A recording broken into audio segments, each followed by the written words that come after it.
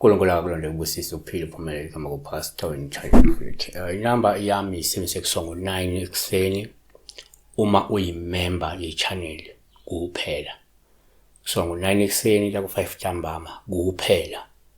From 9 ekseni la 5 ntambama kuphela. Hayi esinye isikhathi. Awungifone before 9 futhi awungifone after 5. From Monday to Friday. Saturday ngiba busy, Sunday ngisesontweni. Uma ungifonela ke uzichaza igama bese uchaza iphupho lakho kuphela. Awungifoneli mina ungibuza igama. Futhi awungifoneli ungibize ngomkhulu. Yabo.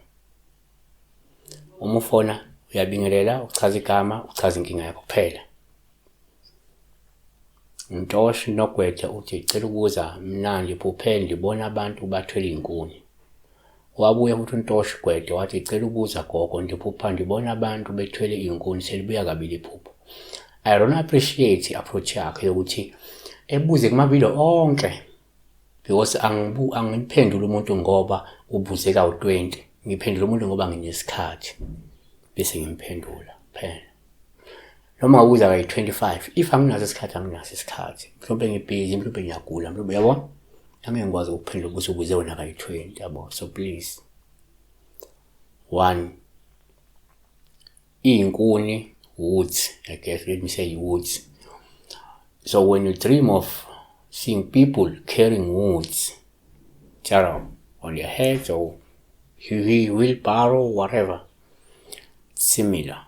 So number 1, ngokujwayele uma uphupha abantu, uphawu oluvame ukuthi lube lubi mabethwele inkuni, osuke lusho ukuthi kungenzeka kwehle isifo esingalindelekile. UGenesis 22:6. Abraham wathatha inkuni nomnikelo obuzawushiswa wazibeka phezu kwa-Isaka indodana yakhe, waphatha esandleni sakhe umlilo unommese bamba babili kanye kanye. 7.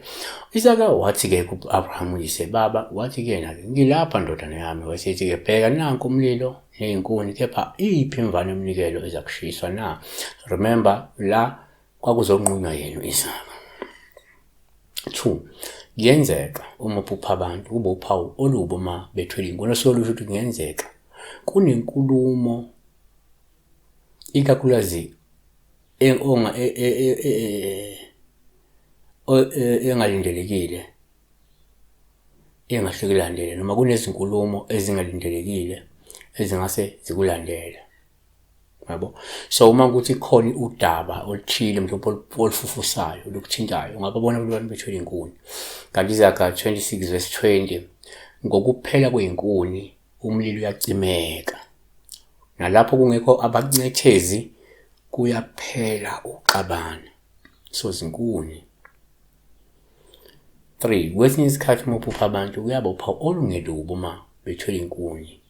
Osuke nje liveze ukuthi kungenzeka kulindele ukuthi kwenze umcimbi wesinto ngoba kunomcimbi wesinto ozokwenzeka phela noma nje kunomcimbi ozokwenzeka.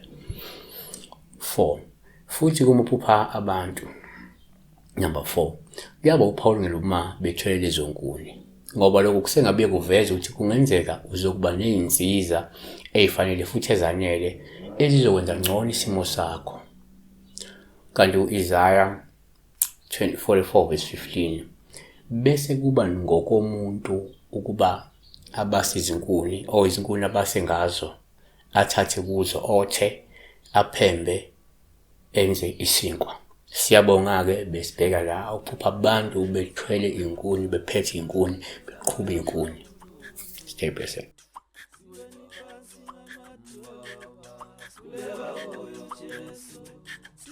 Siweni phansi lamatulu